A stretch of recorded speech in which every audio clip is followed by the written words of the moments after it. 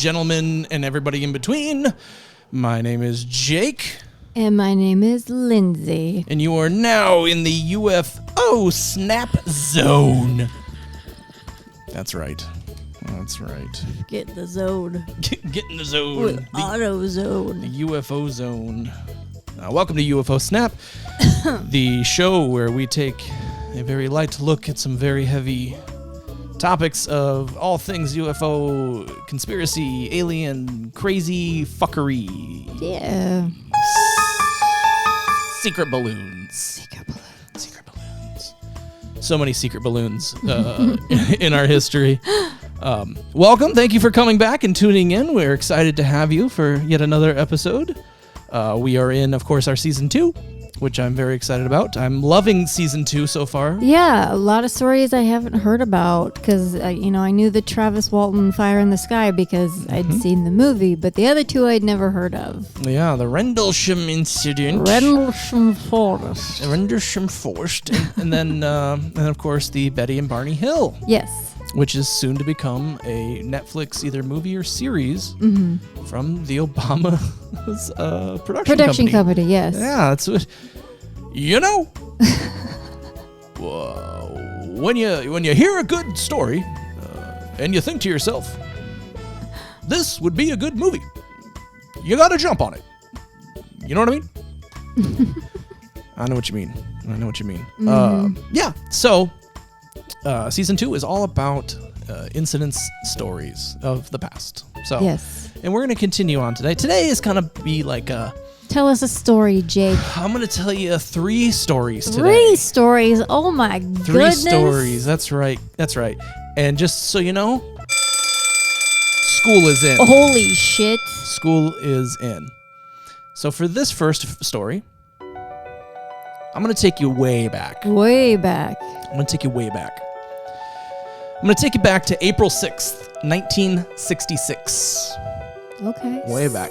April 6th, 1966? Yep.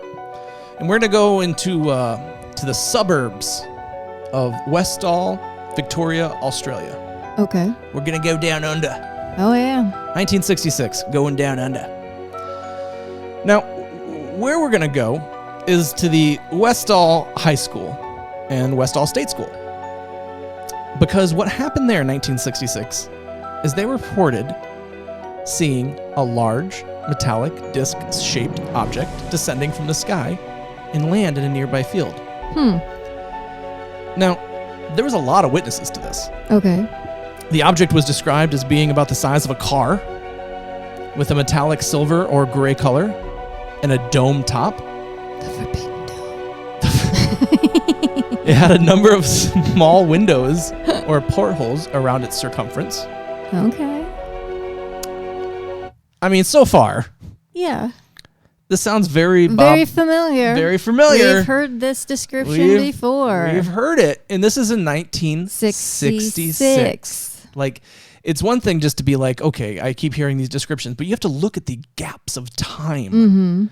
Like, between when we hear about these. Like, it's insane. You look at Bob Lazar in the 80s talking about working on these things, and this is 1966. You're talking about, just all the different jumps. Yeah. The Travis Walton sounded very similar to this. Yes. And then you have, of course, the triangles. That's a very popular one. Rendlesham Forest. Rendlesham Forest was a triangle one.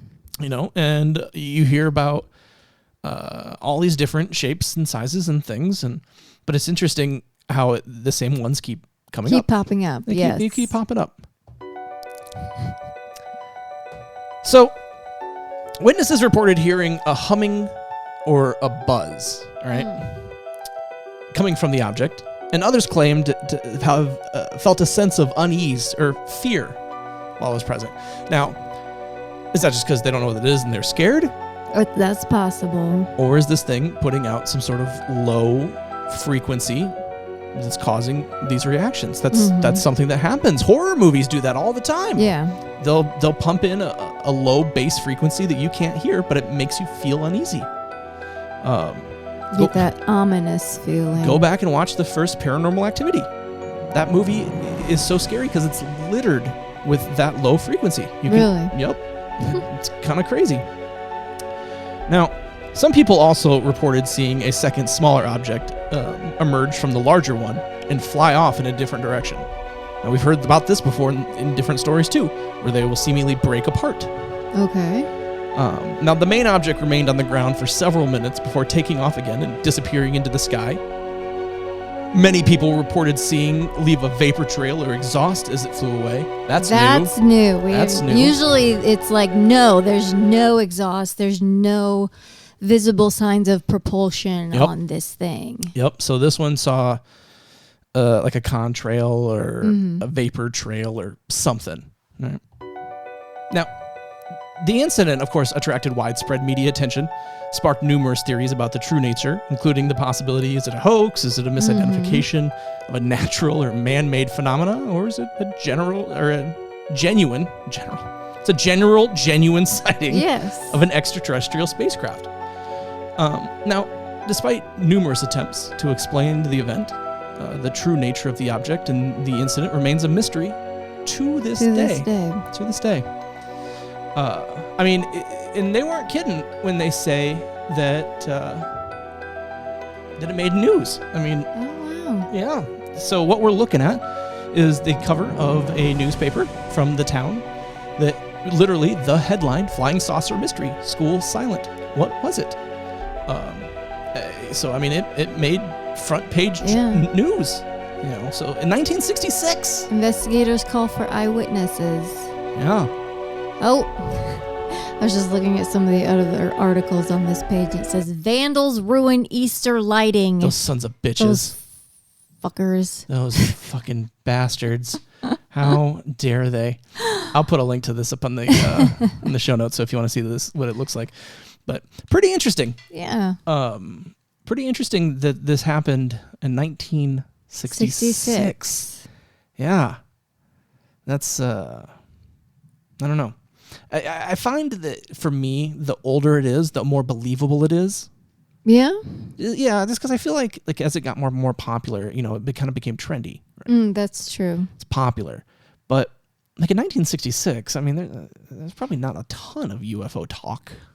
Probably not. Well, maybe. Back then, I mean, what you have some like newsletters or magazines or some like off-channel radio show or something like that, possibly. But other than that, there was no means of getting that kind of information out on a mass level like we do today, where anybody can start a show or a YouTube channel or a social media account and just pump things out. And that's a good point. I mean, how much back then in Australia were people talking about UFOs? I mean, what, you're just shy of 20 years outside of Roswell? I don't know. Australians are pretty fucking crazy. Yeah, that's true. I love Australians. That's true. They are a little nutty.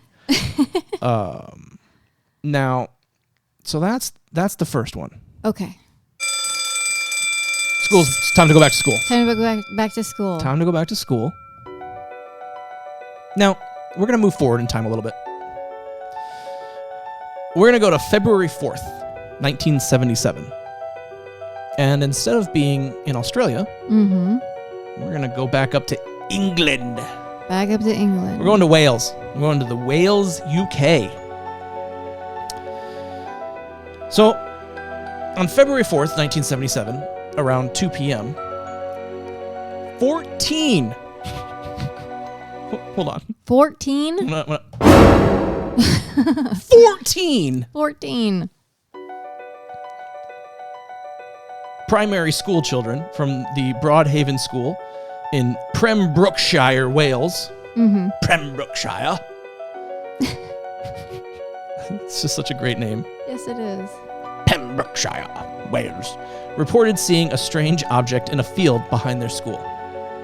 According to the accounts of the children, the object was silver, cigar-shaped, and had a dome on top. It was approximately 40 feet long and was hovering a few feet off the ground. Now, the children reported actually seeing two humanoid figures with pointed heads in silver suits walking around the object. Some of the children say that they saw beings looking into the windows of their classroom. That's some creepy shit. Could you imagine just like, now settle down, children. Children, settle down. Today we're going to do arithmetic.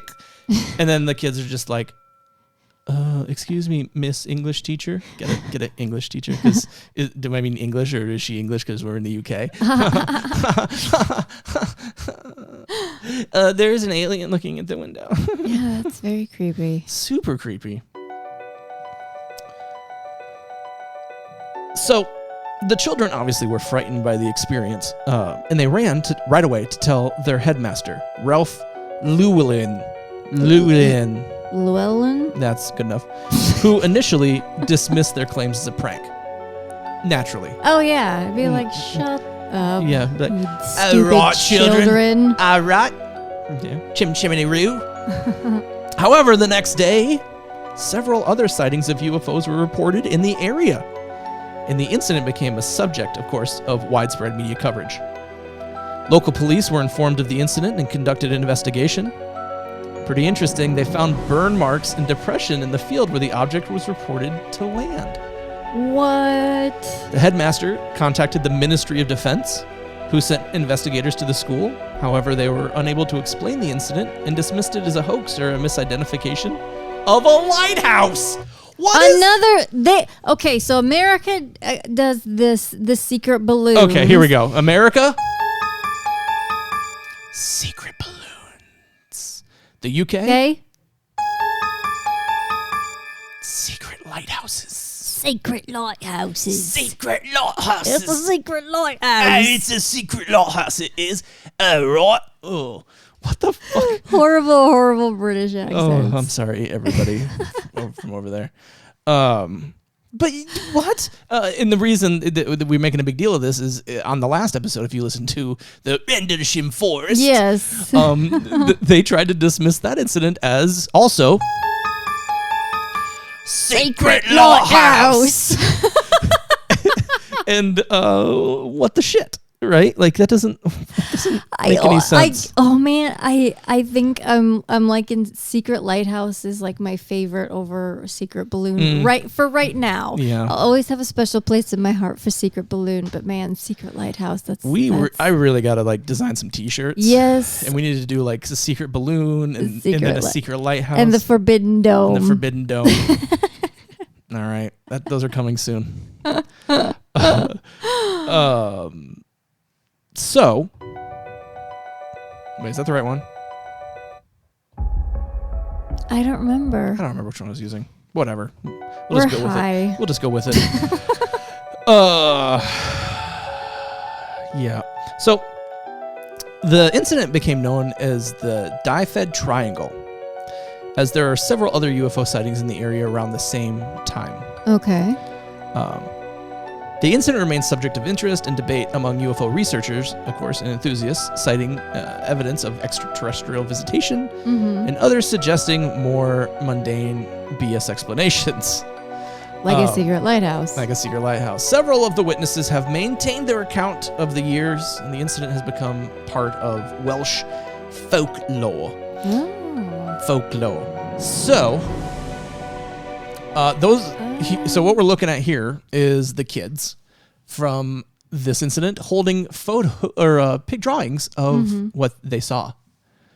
Kind of batty. Yeah. And I'll put links to in the show notes so you can see them too. But it looks a lot like stuff we've seen before. Yep. Very familiar. Looks a lot like a Lazar Sport Mod. It does. UFO, like a lot. Mm-hmm. And it's kind of crazy that, they all kind of drew the same sort of thing.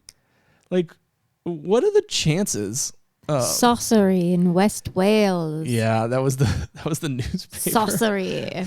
There's a bit of sorcery in the West Wales. A bit of sorcery afoot. There's a bit of the sorcery in the West Wales. It's just like a bad production of My Fair Lady. All right. But yeah, it's kind of nutty, right? Yeah, it is. Yeah, and just the like the government just joked it off and stuff. apparently when they conducted, or the headmaster contacted him, they shunned him off and just joked and said, should a UFO arrive, we will charge normal landing fees. Like, just kind of like a dick or whatever. Yeah. I guess back in 1996, a documentary was made about the incident called The Uninvited, which suggests that the incident was real and provided testimony from witnesses who claimed to have seen similar objects in the area. Oh, wow. I've actually never seen that one.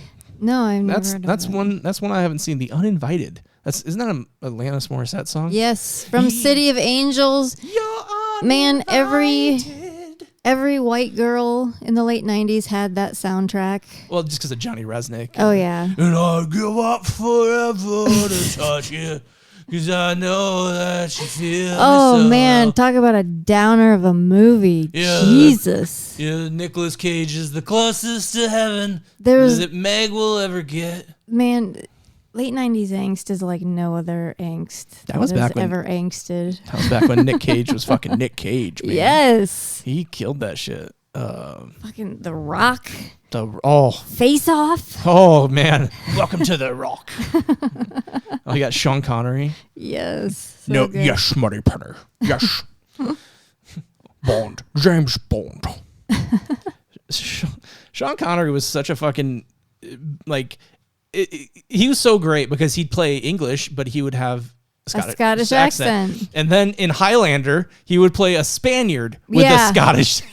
Yes, and he's dressed like the Scarlet Pimpernel for some reason. I'm like, why are you wearing peacock feathers? And that's what he used to call. The Highlander. He's like, you peacock, or however. I don't know. I can't do like a Shrek impression. I'm not even gonna try. So, yeah. So this one, a little more scrutiny on it. Mm-hmm. A little more interestingness around it. And we have some drawings. So that's kind of fun. Yeah. That's fun. That's always fun, right? Now.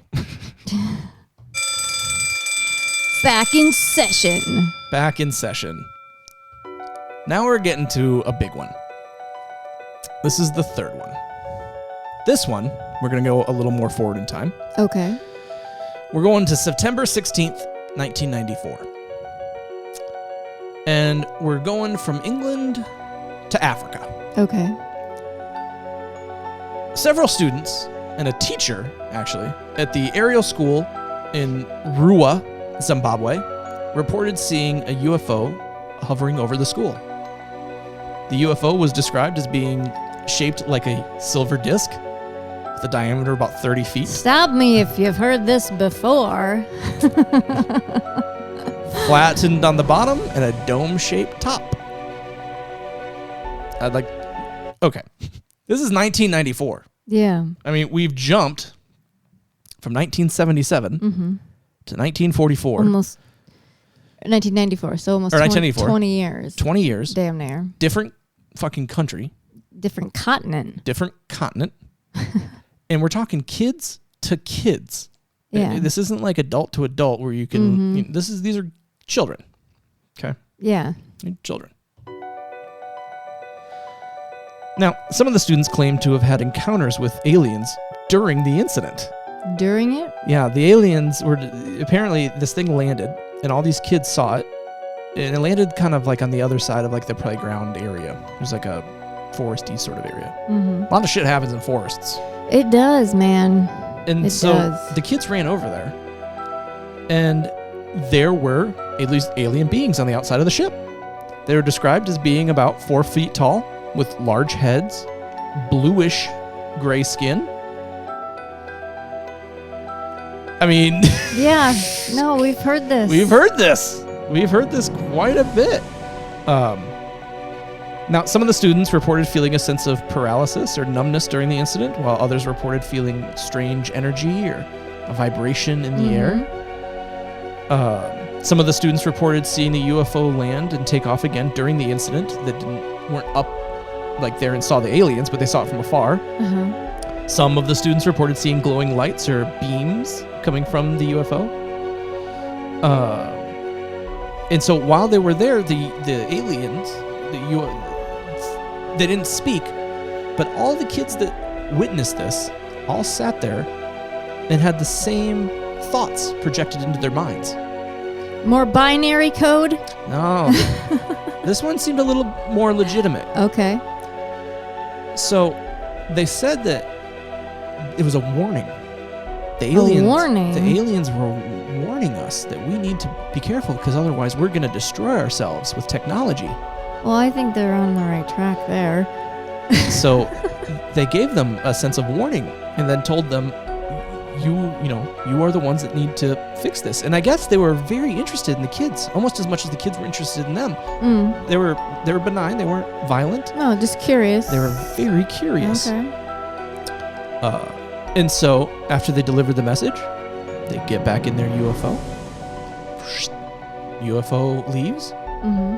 While this is going on, there really isn't a lot of teachers. All the teachers were in a meeting, like a staff meeting, and they had some of the older kids keeping an eye out. And then there was also a room, like a I don't want to say a clubhouse at a school, but it's like a teacher's lounge or something. Okay.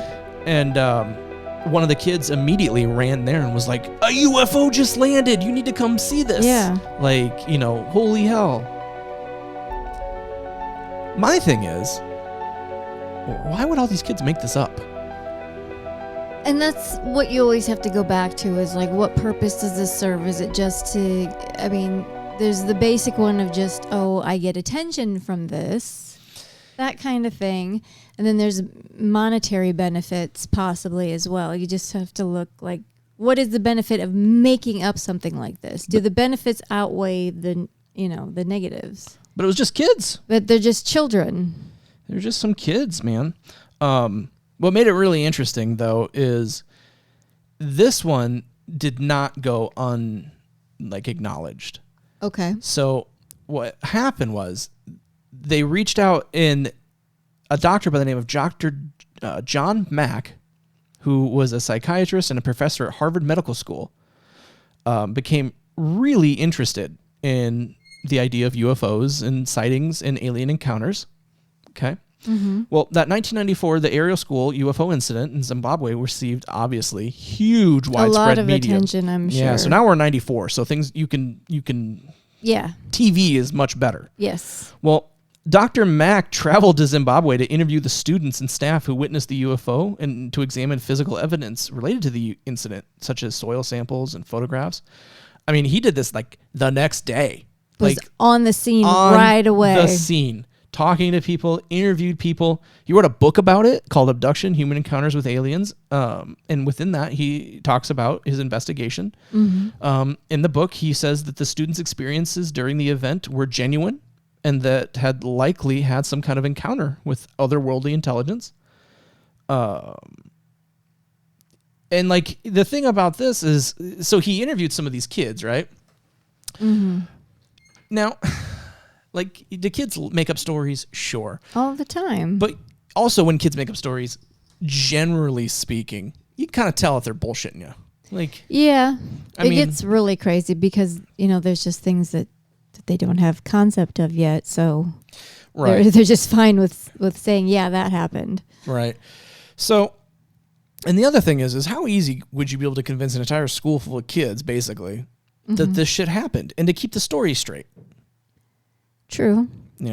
So I present to you two things. One, here's a little bit of the kids talking about it. Oh, they talk about it? They talk about it because that John Mack went in and started interviewing right away. Playing down over there on the log. Yeah? And then we saw something shiny, so we all ran down over there. And it was in the early morning? It was at break time. Yeah? And then we saw something shiny. And we saw two people. They were in tight black suit. And they had big eyes. And we didn't actually see their nose. It was quite small. And their mouth was quite small as well. One of them was running in slow motion up across the ship. And the other one was standing beside the ship. Real quick. So first off. What? So she said some of these are kind of hard to hear, but she said that, they saw him at their first break. Because at first when I first heard that, I was like, it was bedtime. No, break time. So first break. And she said one of them was running on the ship that they could see Yeah. in slow motion. Yeah, what does that mean? So what that could mean is, let's say, and this is a lot of let's says. Yeah. Let's say that the ship they described is we're going to have to go down, for all argument's sake, let's say Bob Lazar is right. Okay. Let's say this is a Lazar craft. Mm-hmm. Well, we know that Lazar craft work on gravity things, right? Well, we also know that gravity distorts time. Yeah. Okay, I So- see where you're going with this. Yep.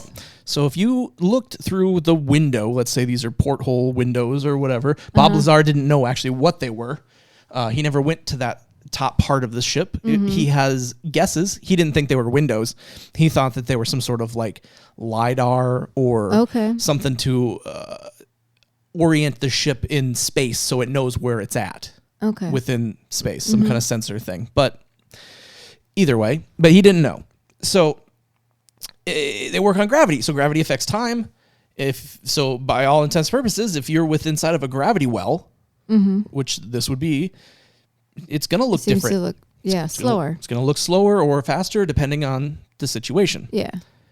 So there's that. And then they described grays, essentially. Big eyes, almost no mouth, no nose, Yeah. barely, like a slit, I think usually. Yeah, and I mean, it seems like sometimes trends pop up with alien sightings where it's like the same kind of situation or with the same kind of people. Here we have 3 schools. Yep. And children are the ones having the sightings. But for it to be a trend, it usually pops up closer in time together. Right. Yeah, this is pretty spaced out. Now, that's not to say that there wasn't other incidences. No. This is just 3 really famous ones. It's a little more snippet. Yeah, you made a drawing, huh? It looks like this? No, yeah, something like that. I couldn't see the eyes or the nose or the mouth. It was just blank, like a piece of paper. Well, when they came, I thought they were crazy. Was this the first thing you thought? I thought they were crazy just coming to our school doing nothing. And all I saw was something like silver coming down, and I said, what must that be? And everybody's crowding it. I must go crowd too.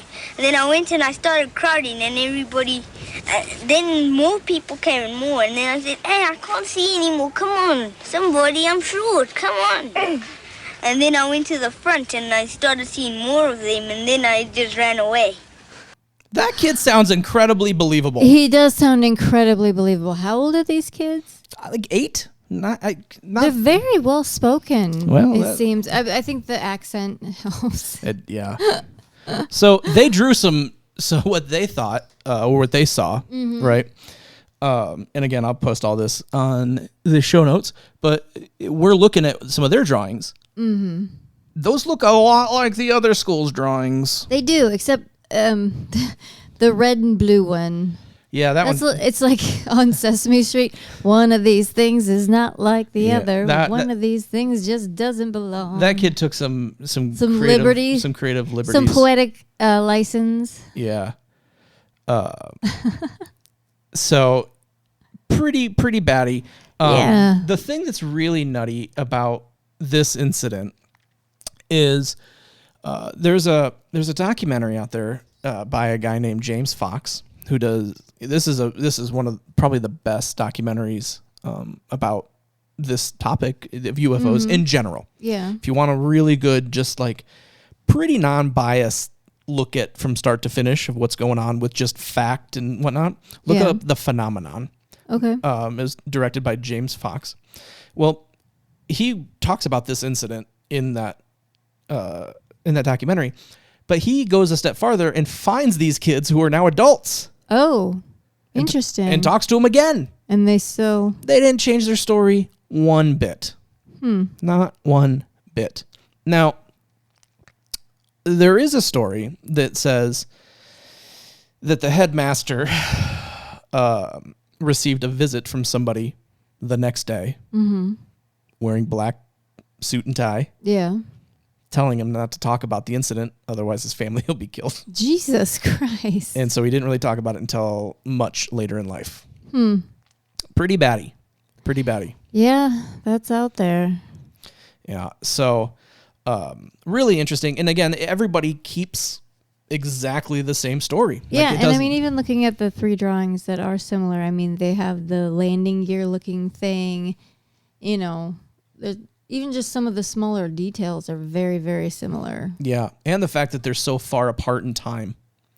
I wish that we had some sort of drawings from the 1966 incident to compare, but but the two, if you look at the drawings from the middle incident in Wales to this incident in Zimbabwe, the drawings are very similar. And there's one that you see they drew an entity, an alien, and it looks like a gray. It looks like how it does. How everybody describes I like grays. he's got a belt. He's got a little belt. Well, yeah, that's nice. You know, we got to keep the pants up somehow. Yeah, maybe it's a gravity belt. that's possible. Gravity belt, but super interesting. And the fact that you have so many people saying the same story, like so many, and you have people that witnessed it in layers, right?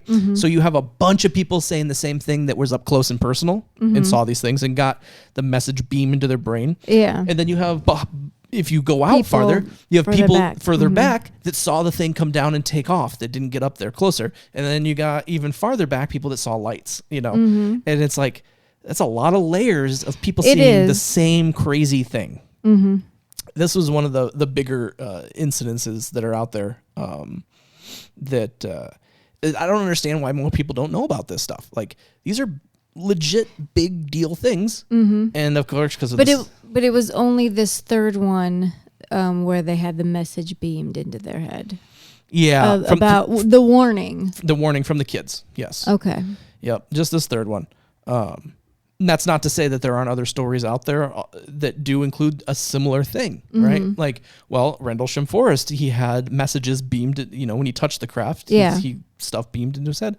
There's a lot of talk about Travis Walton. Yeah. Travis Walton said that they talked to him telepathically, sent messages about Earth and different things into his head. And the thing that all 3 of these schools talked about was a gray alien, essentially, or a bluish gray with no mouth or very small, tiny little mouth. So these things' main way of talking to you isn't talking. No. Which would make sense, right? Like, I suppose if I'm an advanced being, language is so stupid because you have to know the exact dialect, right? But if you could somehow evolve where instead of sending words, you could just send thoughts and ideas, you wouldn't need to know any language. No. You could just send your thoughts or ideas. And you just get it. Yeah. And you just get it in whatever language that you hear in your own mind. Yeah. So I suppose that'd be the way to go. You'd think so. You'd think so. You'd think so. It's just kind of nutty how all of these all look the same, and they all look like a bizarre UFO. And then you go even forward. It all fits together. And then it wraps into previous episodes where we're talking about, you know, ATIP and OSAP and things that they've discovered, and the gimbal video. Yeah. Gimbal video looks just like some of the things these kids drew. It does. It's kind of crazy. So, I don't know. Do you think it's real? Do you think the kids made it up? What do you think? That's what I want to know. You audience, what do you think? Let me know. Send me your tweets. Send me your messages. I want to know at UFO Snap on all the socials. Do you think this is all bullshit? Do you think maybe one of them's true and 2 of them are bullshit? Like, what do you know? It's possible. Which one's legit? Which one's not? My opinion, especially the Rwanda one or Zimbabwe one, it seems super credible. Like, it's like the amount of just the fact that all these kids said the same thing, grew up, and are still saying the same thing. And like, they're not talking to each other. Like, what do they have to gain? Why at this point would I have to believe that at least one of them would be like, yeah, we fucking made it up. We were just dumb kids and we're like, it'll be funny. Yep. But nope. I mean, even down to like the teacher and stuff said they saw stuff. So Okay. there's a lot of layers to this one. A lot of layers. But hey, we're just here to present the facts. Oh yeah. And you're gonna have to make up your choice for yourself, whether Yes. you believe it or not. But for this episode, thank you for joining us. We're going to leave you on that note. And be sure to check us out on all the socials and the Facebooks and the internets and the UFOsnaps.com. And I promise eventually a store is going to be there. It might be there now. I don't know. But if it's not, it's coming. And I promise you're going to have secret balloons and Secret lighthouses. secret lighthouses and forbidden domes. Forbidden domes. T-shirts and mugs. They're coming. I promise. All right. Thank you very much. I'm Jake. I'm Lindsay. See ya.